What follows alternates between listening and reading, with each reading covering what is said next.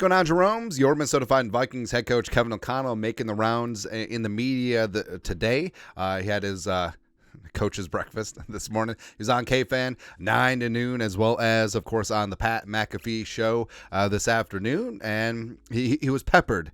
He was pelted with questions about the Vikings' plans to find their future franchise quarterback, which they should and could be doing here in less than a month. And O'Connell had some funny moments. It's really good, man. So the first one up is the guy who's currently on the rooster, slinging Sam Darnold. The Persuasion did a fantastic job getting these quotes together. Quote, Sam Darnold, he's asked about Sam Darnold. Sam Darnold was a guy that jumped out to me personally, and I've evaluated him at different points of his quarterback journey. I can't wait to get working with him, and I think his best football is ahead of him. And He expanded basically like what he did with Paul Allen this morning. Talk about how Sam Darnold, he finished strong in Carolina, going 4-2 down the stretch, his final season there in Charlotte, as well as you look at, he had some moments with the Jets. He had some moments even as a backup with the Niners last year that obviously the Vikings saw a lot of potential. And same thing with Kwesi and Kevin O'Connell on the same page.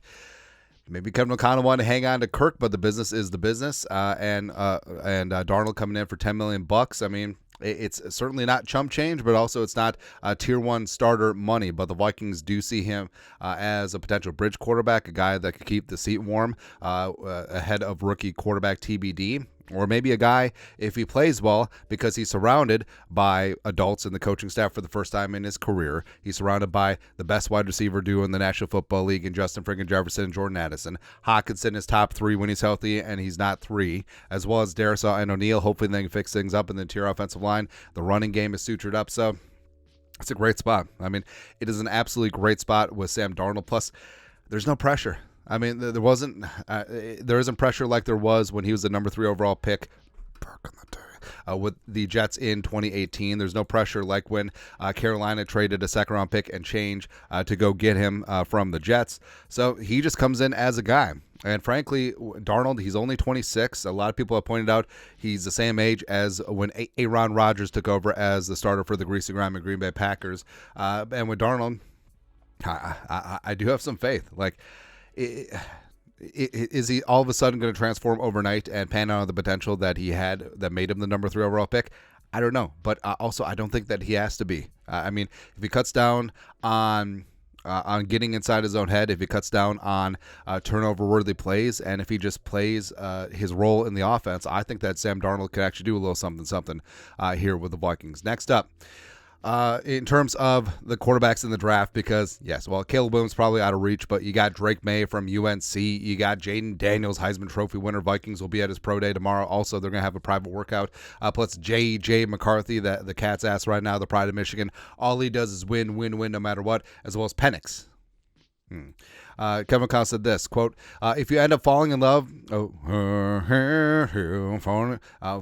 multiple quarterbacks in the draft, that's an even better thing. When we acquired another first-round pick that gave us some flexibility, again, the buzzword, which the Wilfs and O'Connell and Kwesi definitely went over in a strategery meeting, and that is that this is a very deep draft. And he's right. He is absolutely correct, where, yes, you do have Caleb Williams up at the top. And, again, is it a spot where the Vikings, obviously you have your choices and your favorites, but could the Vikings be relatively equal on Drake May, who Josh McCown has experience with, or Jaden Daniels, Skol SU, or J.J. McCarthy, who, again, everyone and their mom is all in on right meow. And also, I mean, he talks about the depth of this class. I mean, this is a freakishly deep quarterback class. I mean, Penix and Nix and Rattler and Pratt, I mean, there probably could have been first-round picks in 2021. Not 2022, but in 2021, the whole Kenny Pickett year. So, I mean, this is a class where, I mean, some teams may even have eventual starter grades on Penix, Rattler, Nix, and Pratt. That isn't out of the realm of possibility. And the Vikings, I mean, if they somehow, some way aren't able to get up in the stratosphere and they miss out on the big 4 quarterbacks, are they fine rolling with a quarterback and maneuvering later on, either at 23 or making some moves on day 2 to make sure that they secure them? It's a possibility. Speaking of one of those day 2 quarterbacks, well, maybe not day 2, but Vikes fan page, Kevin O'Connell. So he was asked about what traits he looks for in quarterbacks, and O'Connell's been very consistent with this. I think accuracy is one trait that quarterbacks need to have, and the McAfee interrupted, oh, so Penix, Michael Penix, the pride of University of Washington, and O'Connell had this long, awkward pause, and then he got this poop-eating grin on his face.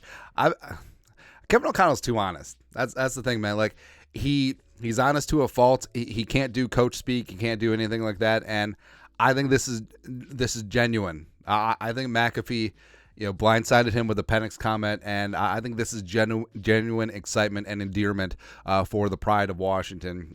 Kevin O'Connell would be a horrible poker player. Just peeks down.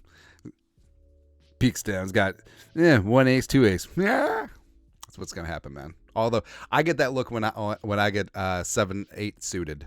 That's what I do, baby. Because Asian, that's right. But the whole thing about it is too, where say the Vikings do miss out on the big four: Williams, May, Daniels, McCarthy.